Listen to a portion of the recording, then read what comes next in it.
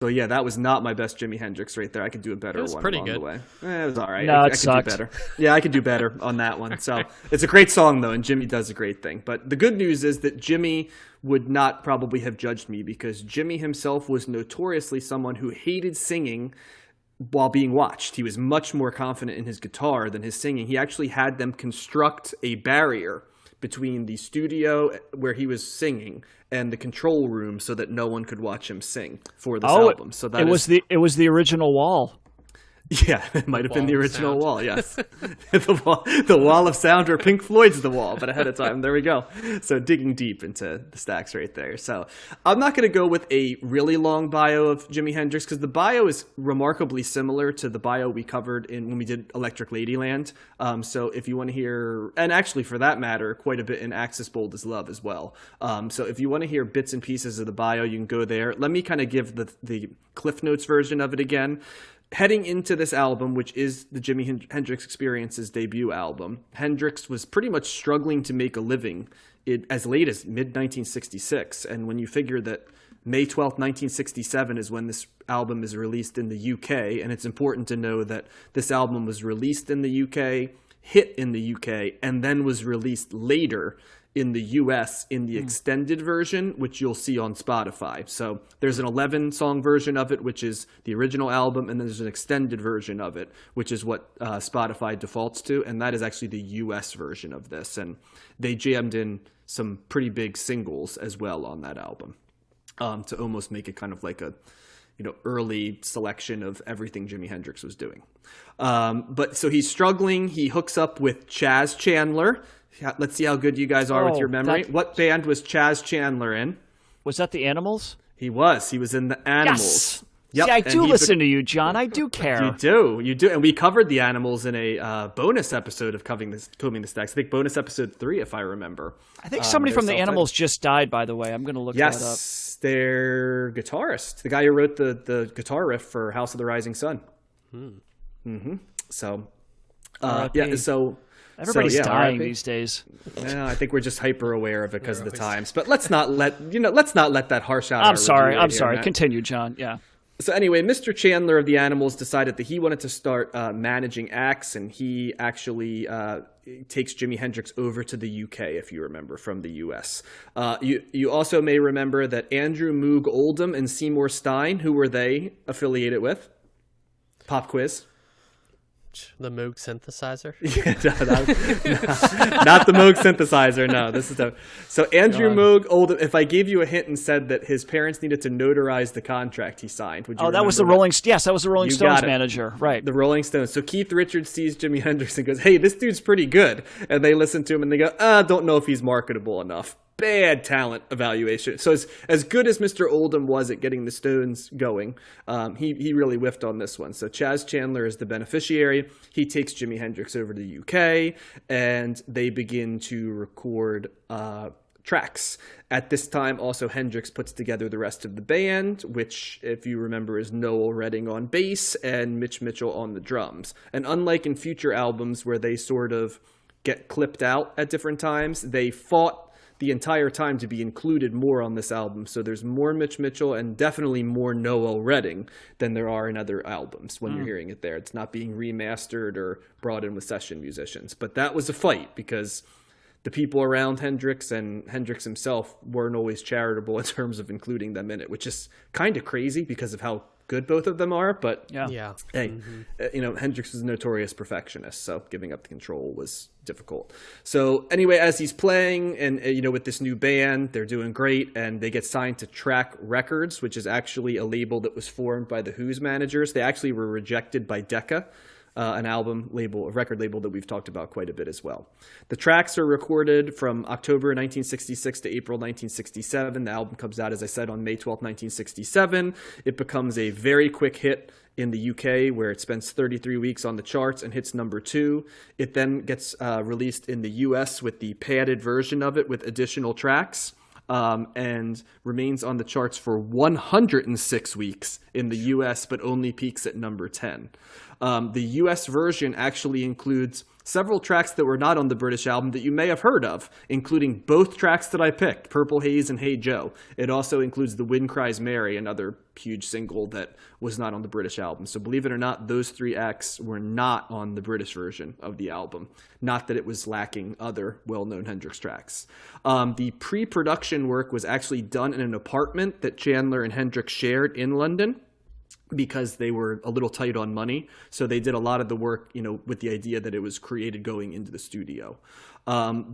With that being said, the interesting thing is they did that, but then they were very vigilant about not piecing together takes like most other artists did. They wanted to do it in one steady performance, and they actually used a live instrument track as the foundation for the recording, which is fascinating, but a lot of it had to do with the fact that they were recording mono, and so they wanted how that sounded in a mono format. My guess would be if studio was around, they wouldn't have had as much of an issue. Stereo, I'm sorry, what am I talking about? It's all studio. Yes, stereo recording. I apologize.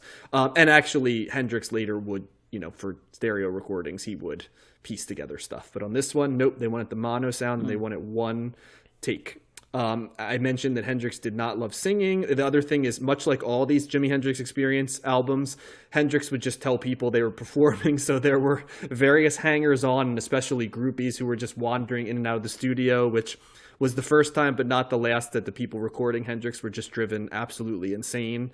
But he did that with all of his albums, didn't he? All of them. Yep. He'd basically go around and say, hey, hey, baby, we're recording here. You should come by and check it out. All the cool people are going to be there. And then these people would be around. And it's weird for somebody that's such a perfectionist to want that around. And has definitive introverted tendencies as well when you read about him. But yeah, it's... At this point, I think Redding and Mitchell were not as bothered by it as they were on other albums, because it was still novel, and hey, this is their big break, right? So we're gonna roll with it. The other thing is that Hendrix, I've said the other thing, but there's a lot of things. So another thing about this is that Hendrix had a habit of keeping multiple amplifiers at full volume, which you can imagine how well that was received by the people living and working near the studio. It was basically constant complaints about that. And there's a lot of people that are like, I'm not quite sure what that did, because we never really saw the benefit of it. So they just think it was a unique thing that Hendrix... just he felt he had to have it at that level to get his creativity. And then there's a lot of anecdotes about this album. I want to spend more time talking about this album because I think it's a fascinating album to listen to. But one thing, Matt, that I think you will find funny is everyone knows that later they would cover All Along the Watchtower, a Dylan song. But did you know that was not the first time that the Jimi Hendrix Experience covered a Bob Dylan song?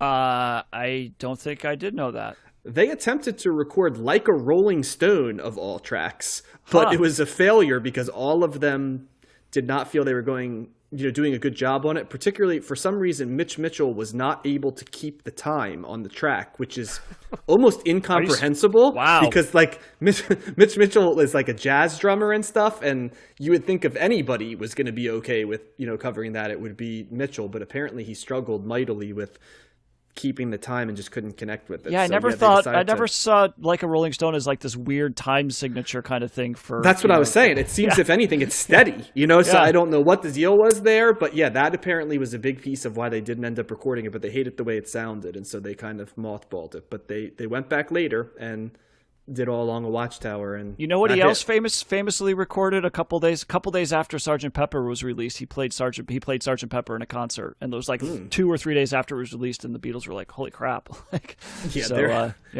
There's a bunch of just different stuff he was very big at playing his contemporary stuff, which actually wasn't that big a thing at that era. I think the only person you hear of who consistently did that was that the Stones used to cover the Beatles quite a bit. In fact, if I remember correctly, the Beatles even gifted the Stones one of their songs, right? I Want to Be Your Man. I Want to Be Your Man, yeah, exactly. And so they were kind of known for occasionally playing their contemporaries' music as well, but Hendrix was well known for doing it. Yeah. He would just, in concerts, he would play stuff that was real time. And even now, you don't really see people cover contemporary stuff in their time that often. Normally they go back to older music. I don't know, John. I haven't been to a concert in seems like 20 years, so I can't attest to that. Okay, Eleanor Rigby. So yeah, I find this to be a fascinating album. I will not spoil it. Josh started one segment, I started another, so it makes sense that Matt would start this one. Matt, your thoughts? This is what I'm talking about, right? So I this figured. finally I get a Hendrix album that I know what's going on. I figured, yeah. Yeah, no, this is this is all the songs that I pretty much knew, with the exception of All the Wall in the Watchtower and maybe what is it, Voodoo Child, the short version from Electric Ladyland. The last two tracks, they're all on this album. So, and it's just when I was listening to this, I was thinking how ubiquitous this music has been, in my life. It's everywhere, and I can't. To the point where I don't know if I can remember a time in my life where I wasn't at least aware of one of these songs, So that made it a fun listen, and I liked the songs that I didn't know as well. I really liked Manic Depression. I really liked Lover Confusion was a great song. I can't believe you didn't know those two songs. Yeah? No. Well, wow. Here's the thing. Maybe they're not the radio hits. They're not the radio hits, but I think I've heard it, but like I never really, I don't know, digested them, I guess, or really like, but this is the first time I really listened to them. So I don't count them as songs that I really knew. I think my favorite on here was the songs I didn't really know that well. Was for me, it was the last track. I mean, I think I was listening to what they said was the original North American edition, which ends with "Are You Experienced?" Yep. And I really liked that song. That song to me was a very unique Hendrix song, and it sounded much more modern, like a much more of a modern, type of alternative rock, almost indie rock. That driving piano that they just keep playing down on. And almost like the marching band kind of drums or whatever. I really liked that song. That was a very kind of a unique sound, I think, from the rest of the songs in this record. And I like how it ended with that. Kind of like the Zeppelin album. The long kind of instrumental. Third Stone from the Sun, not a huge fan of. I could have done without that. Seemed to drag. It seemed to kind of not really fit for me. And even though I can't say that I've always been a huge fan of Foxy Lady or Fire. I still like them, and I think that. Well, here's my thing overall with Hendrix. Like, wow. I like Hendrix. I don't think that I get to the point where I say I love Hendrix. I really appreciate him overall, what he's done. Particularly, this is by far my favorite album of the three that we covered. It was much more succinct, much more digestible, much tighter. Electric Ladyland's too long, a little bloated. Axis Bold as Love, I don't know, maybe I just needed more time with it. It was much more unfamiliar and a little different, maybe a little bit more experimental or a little, less straightforward. So I really do like this album, but I don't ever get to the point where I'm like, oh my God, I love Hendrix, like a lot of other people do. And some of these songs I think might suffer from the fact that I've heard them all over the place for so many years. It's almost like that they are overplayed. And that's what I think of sometimes when I think of a song like Fire or Foxy Lady. But at the same time, I could say the same thing for Purple Haze, but I really like that song. I was going to say, you're saying those and not Purple Haze? That's like the ultimate, yeah. Yeah, so I'm a little inconsistent, I guess, with my review here, but it's just kind of, maybe it's just the songs I don't like as much. But at the end of the day, it's still a really good album, and you gotta give respect to Hendrix. And just how insane. And I don't think I will ever fully appreciate how good of a guitar player he was. But anytime you hear a guitar player like praise another guitar player, like they all go to Hendrix. And it actually reminds me, I got into an argument with a dude. Like it was like a music argument. This guy was like the bizarro Matt, because every opinion that I had, he would be like, no, it's totally not like that. And one of those things was he was like, Jimi Hendrix was an overrated guitarist. And I was like, what are you talking about? Like, how do you even make that comment? And he was like, no. And I'm just like, look, I don't play the guitar well enough to have any idea about what's the ranking of the guitarist, but every other guitarist says that this guy's number one. So you got, you know what I mean? Like, I'm going to trust them over you. Right. But, so it's definitely there. And so I like Hendrix and I respect him, but even with this album, I don't get to that point where I'm like, oh, God, he's so great. Like, like I do with like a Dylan, like my feelings about Dylan or the Beatles or, Creedence. Like I like Creedence more than I like Hendrix, but I wouldn't say that Creedence is a better band or better musicians than Hendrix, if that makes sense. So yeah, that's kind of where I'm at with this. I think Hendrix kind of plays a little fast and loose. He's kind of cavalier about his song structures, and because he's real into the psychedelic stuff, it's maybe not as easy to pinpoint. Like there's not necessarily like hooks to his songs because he's kind of all over the place with his guitar playing in a good way. He's more like freewheeling, experimental, I guess, in that respect. I like this album. I don't love this album. I feel like, I like a lot of the songs on it. I feel like I was hurt by us talking about them in reverse order. I think I'd like to re-listen to them again to see Hendrix's progression as an artist. I think the thing that stood out for me on this listen for this album is the experience, specifically Mitch Mitchell on drums. I think he is fantastic. And like John said, I think you can hear them both a lot better on this album than in other albums, and I was able to pick them up more, which I appreciate. I like when they get the even, carrying the load and being able to hear everything on the album. A good way to put it is, in this artist, they truly were this album. They truly were the Jimi Hendrix experience. Yeah, and in other albums, they're a little bit more Jimi Hendrix with the experience. Right, if that makes sense. Yeah, and I think if I go back and listen again, I think I would probably make this my favorite album because of that. Because I think they are contributing. They're getting short shrift if they're not getting the credit for what they're bringing to this album as well. There is no, there'd be a Jimi Hendrix without them, but this album would not be as good without them. You can only go so far with one guy playing a guitar, I think. Yeah. But they add a lot. I think their playing is really good. I haven't heard a lot of these songs in a while because they are, like Matt said, are so overplayed to an extent. So it was nice hearing Fire again and being reminded how great that song is. And all of the hits are hits for a reason, right? Foxy Lady, he's got good guitar riffs. Let's say that as well, because you can hear, like in Voodoo Child and Purple Haze and Foxy Lady, they're recognizable for a reason. I'm sorry, but every time I hear Foxy Lady, I think of Garth from Wayne's World and that scene. Yeah. Remind me what that scene was. I can't remember. Yeah, the woman comes, his dream woman comes into the Kim Basinger, Kim right? Basinger, yeah. And he's like, and he does the song comes on, and he imagines that he's singing the song to her. But I do, I can't help it, and he's doing the air quotes, making his ears looking like he's got fox ears and stuff, and so nice. But yeah, on this listen, I did also appreciate the Manic Depression and Are You Experienced, like Matt said. I think those were the two standouts for songs that I didn't know as well. And I think Hendrix is bringing some like, political commentary with songs like Hey Joe.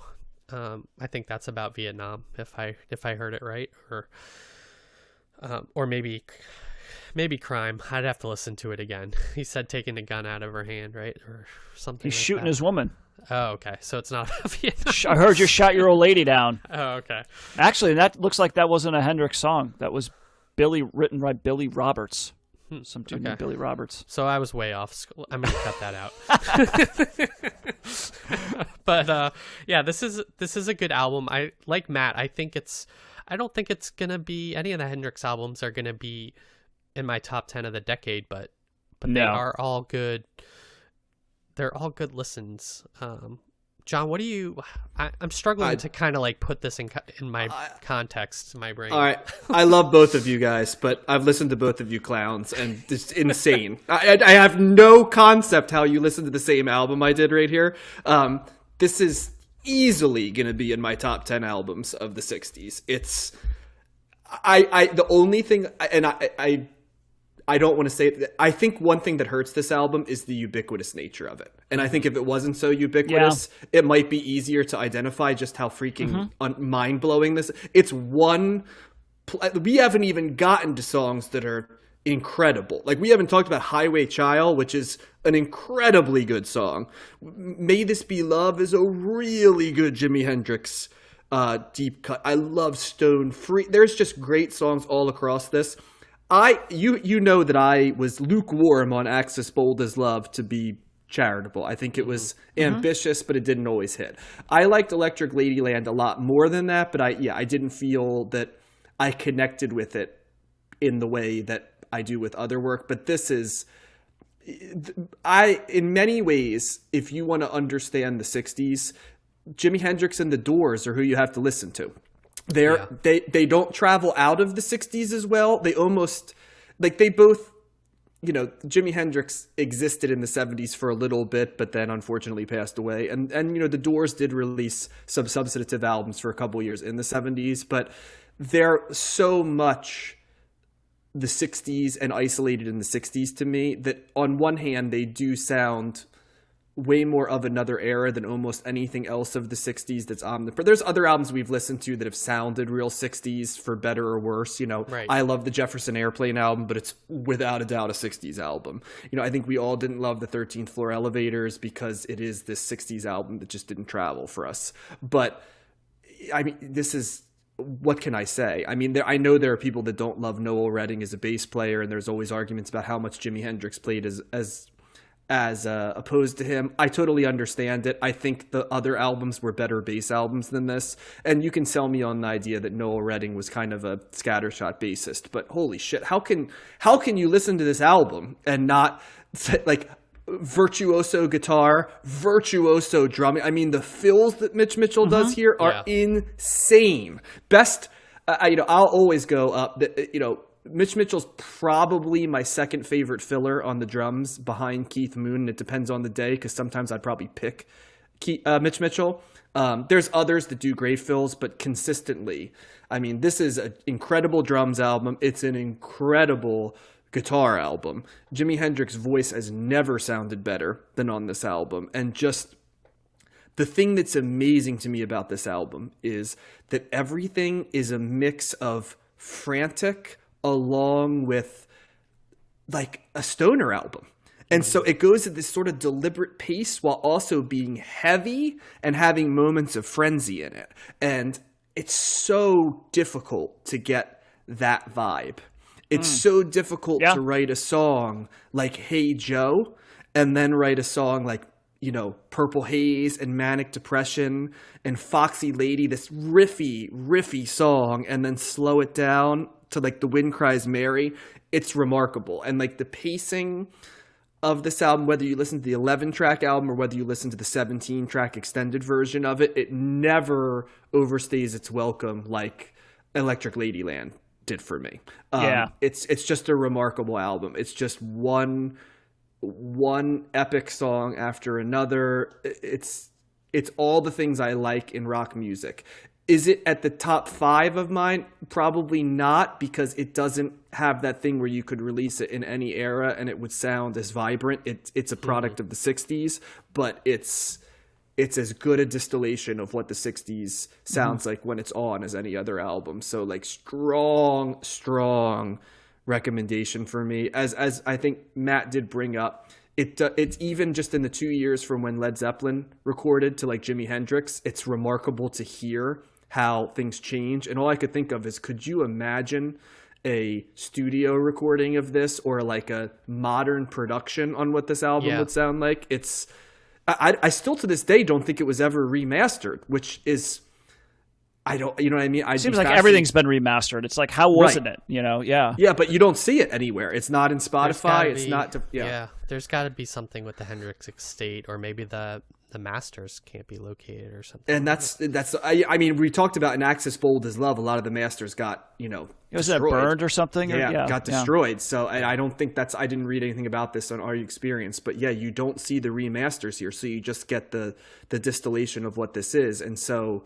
But I do think if this was not as ubiquitous, I wonder if you guys would be saying "Holy cow," because it's like we talked about with CCR, that certain, like, you forget how good a song "Fortunate Son" is because it's almost become like a meme. And I feel like Hendrix more than anybody has to some degree been memeified as a presence of the '60s. Mm-hmm. But boy, like, if you can take yourself out of that and just listen to these songs, just stellar from top to bottom. So I'm going to be the evangelist here and say definite must listen. I can't imagine how you wouldn't like this album, at least somewhat.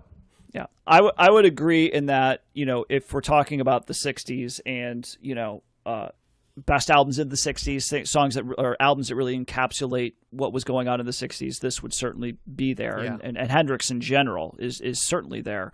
I would agree that, yes, I think the ubiquity of a lot of these songs does, in my mind, it suffers from that a little bit. Coupled with the fact that I never really, I always liked these songs, but they were always kind of, oddly enough, just in the background, so I never really got that opportunity to hear them the first time, maybe that I do with other, albums or artists. And it just never really hit me to the point where I was like, holy crap. I like all of them. And it's really weird because, like, there's elements in here that I'm like, I should be like over the moon for this, but I've never been that way with Hendrix. I also didn't listen to the extended version stuff, John. So 2 of the songs you mentioned, Stone Free and Highway Child, I don't even know what those sound like. So they're so good. So maybe I need to good. go check those out. Cause then actually the songs that are listed in those, whatever, extra 5 or 6 songs, they, I don't think I know any of them, at least not by name. Like all the most well-known songs are, in the original release. I will say Manic Depression is one of my 3 favorite drum songs ever. So I do want to. That is a cool drum song, yeah. And you're right about all that. And you're the musicianship. You're spot on with that, right? I think this is sometimes almost like, sometimes I listen to albums and I take for granted how great the musicianship is, but when I listen, and I think that I've been that way with Hendrix, but when that's one of the things I'm getting out of this, doing this project is listening to albums more intently on headphones, just more frequently, and picking up on stuff like that. And that's certainly and actually, you don't even really need to listen that hard to pick up on it, but you see to pay a little attention, and you can see the kind of insane musicianship that's going on here. So, listen, it's great. It's not my favorite. That's all I can boil it down to. Yeah, I would agree too. For some reason, it just doesn't blow me away like some of the other albums that we've listened to, and maybe, like you said, it's the ubiquity of it. I'm gonna have, I'll give it another listen, down the road here, and reevaluate.